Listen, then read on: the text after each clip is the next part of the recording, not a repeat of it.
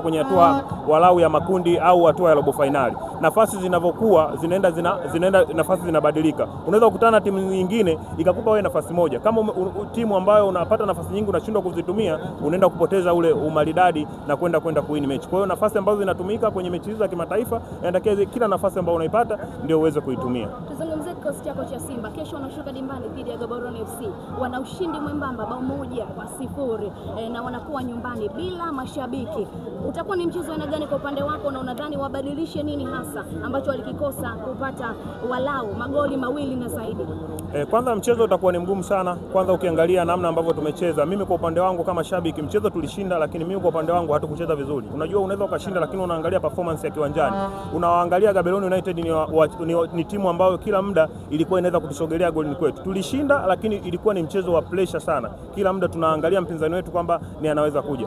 Mechi ya kesho itakuwa ni ngumu sana. Pengine tumetanguliza mguu mmoja, lakini timu za Botswana zinabadilika. Ukiangalia aina ya uchezaji ambao wanacheza, na pia sisi ukiangalia pia tunaweza tukasema kwenye mechi hiyo tunaingia kama yatima, kwa sababu tulikuwa tuna baba ameenda amekufa, tunaweza kusema. Kwa hiyo kocha anayekuja ni kocha mgeni ambaye mifumo moja kwa moja ya wachezaji ni wazuri ambao wako kwenye kikosi, lakini pia inatakiwa kocha ambaye tunahitaji ubunifu mkubwa sana kwenye mechi ya kesho, sababu mechi ya kesho haihitaji draw, inahitaji kwa namna yote ile uende kupata ushindi. Kwa hiyo kwa dakika 90 zitakuwa ni ngumu sana. Tunazijua timu za Botswana zinavyobadilika kutokana na aina ya mpira jinsi ambavyo wanacheza. Kuna timu moja ambayo naweza nikasema Jwaneng Galaxy. Tulishawahi kwenda Botswana tukashinda goli 2, tukaja hapa tukapata goli lingine, tukawa na goli la 3, tukawa tunaamini kabisa. Kwa hiyo kwenye haya mashindano kwanza utakiwa kumdharau mpinzani wa aina yoyote. Kwa hiyo mchezo unaenda utabadilika, lakini tuna kocha mzuri ambaye ni Ahmed Morocco, akienda kuwatumia wachezaji tutaenda kuwin inshallah. Anatosha Morocco kwa muda ambao wamepatiwa na Simba na matokeo ambayo yatatokea hapo kesho, kutokulaumiwa kwa lolote ambalo litatokea.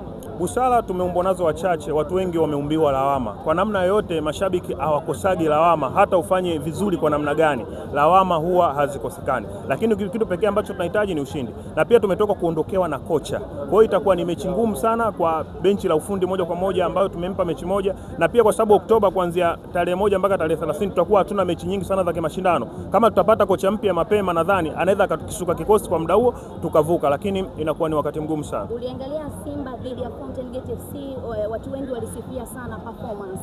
Kwako ilikuwa ni performance ambapo nini walirekebisha zaidi kuelekea mchezo wa kesho? Performance nzima ya Simba Sport Club kwenye upande wa Fountain Gate ni kwenye eneo zima la ulinzi. Eneo la ulinzi la Simba liko imara sana. Issue kubwa ni kwenye namna ya utengenezaji wa nafasi. Wachezaji ambao tuko nao msimu huu ni wachezaji wazuri sana. Kama Fad Davis asingeondoka, nadhani hao wachezaji angeenda kuwatumia, kwa sababu alisajili wachezaji kutokana na mahitaji. Fad Davis msimu jana anavyoanza alikuta wachezaji wengi wamesajiliwa na uongozi. Yeye moja kwa moja